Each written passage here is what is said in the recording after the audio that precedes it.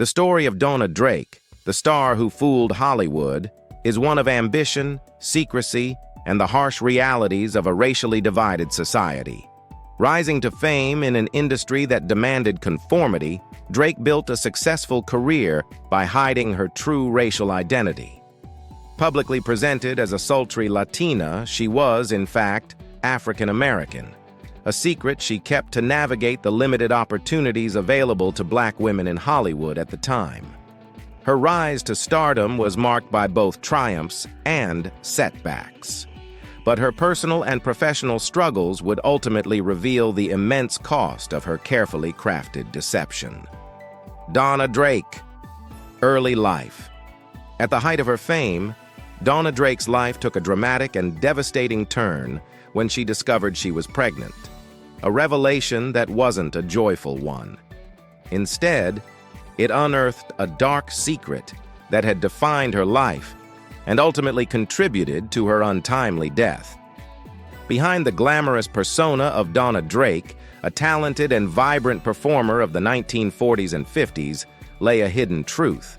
Her entire identity was a fabrication. When Drake signed with Paramount Pictures as a young starlet, the studio crafted a backstory for the press, claiming she was born in Mexico City to parents in the restaurant business. However, this was far from the truth. Donna Drake was actually born Eunice Westmoreland on November 15, 1914, in Jacksonville, Florida, to African-American parents. In segregated Jacksonville, the challenges for a black family were immense, prompting the Westmorelands to relocate to Philadelphia for better opportunities. It was in Philadelphia that Drake's unique talents began to shine. Her parents noticed her musical gifts and her striking beauty, which set her apart from her siblings. Determined to give her a chance at stardom, her mother moved the family to New York City, bringing along a family friend, Renee Villon, who also aspired to fame. Together, Drake and Villon formed a sister act, likely as a strategy to help Drake pass as white or Latina, thus broadening her opportunities in a racially divided society. The duo quickly gained traction, performing at venues like the Paradise Cabaret. It was there that Donna caught the eye of producer Earl Carroll, who cast her in his musical revue Murder at the Vanities. Carroll, notorious for his risque productions, dressed Drake in revealing costumes, but her musical abilities and natural rhythm made her stand out as more than just eye candy. After the review ended, Villon left show business to marry, leaving Drake to navigate her career alone. With her light skin, she chose to continue passing as white, a decision driven by her aspirations but fraught with personal and societal tensions.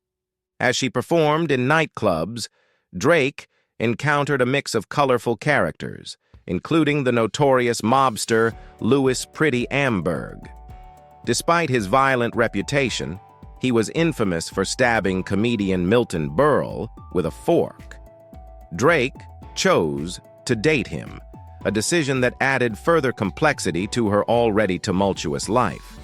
Through talent and resilience, Donna Drake carved a path in Hollywood, but the weight of maintaining her false identity and navigating a world of prejudice and danger took a toll.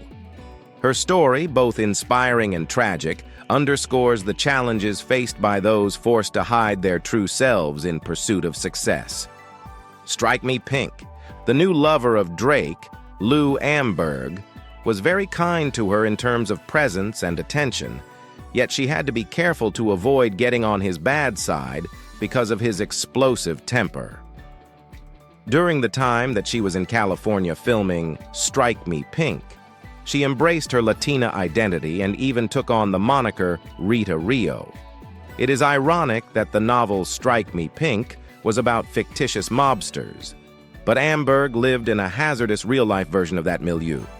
Drake was shocked to learn that Amberg had been murdered under suspicious circumstances when he received a call from the Federal Bureau of Investigation, FBI, after the film was released. Drake lied, claiming that she had a very limited acquaintance with him. Almost immediately, she went back to New York, where she continued to use the name Rita Rio and achieved fame as a master of ceremonies and the conductor of an all-white orchestra. In the course of her career, she went back to Hollywood, and with the assistance of her close friend Dorothy Lamour, she was able to secure a part in the film Aloha of the South Seas, which went on to become a major success. After being impressed by her performance, Paramount Pictures decided to market her as a rising star and decide to give her a new name, which was Donna Drake. Her subsequent picture, Louisiana Purchase, brought her additional good fortune, including a role in the film Road to Morocco, in which she appeared alongside Bob Hope and Bing Crosby. Drake was becoming a Hollywood sensation, despite the challenges of preserving her created Latin identity. She was able to achieve this by concealing her true identity, utilizing her talent, and establishing connections. The first interracial kiss. An unexpected turn of events occurred in Drake's career when she exchanged a passionate kiss with Bob Hope in the film Road to Morocco. This kiss was the first interracial kiss to be performed in the Hollywood film industry. But the general public was under the impression that she was a Latina performing the role of an Arab woman, and they were unaware of the fact that she was actually a black woman. She openly admitted that she was not a skilled actress, but instead relied on landing excellent roles and working with the appropriate filmmakers. Drake was dissatisfied by her lack of acting skills, despite the attention that she received on her acting abilities. However, as her popularity began to diminish, Paramount dropped her and offered her a small role in the film Hot Rhythm.